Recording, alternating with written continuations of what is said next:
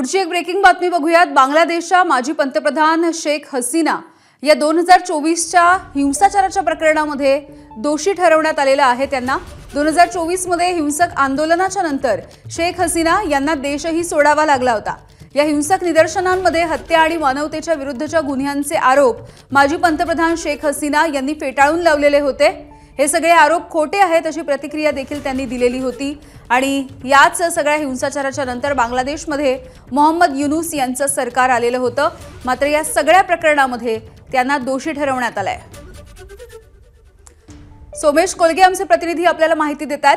सोमेश, जर आपण बघितलं तर बांगलादेशमध्ये पुन्हा एकदा अशाच पद्धतीचं वातावरण काहीसं निर्माण झालेलं आहे आणि त्याच वेळेला शेख हसीना या दोषी असल्याची माहिती मिळते।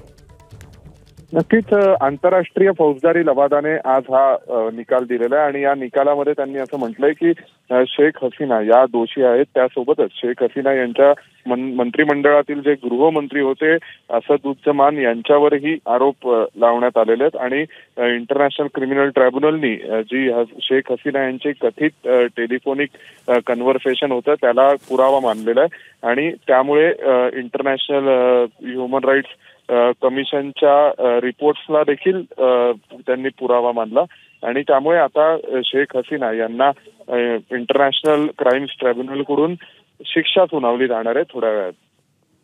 अगदी सोमेश, धन्यवाद माहितीसाठी। एबीपी माझा, उघडा डोळे बघा नीट।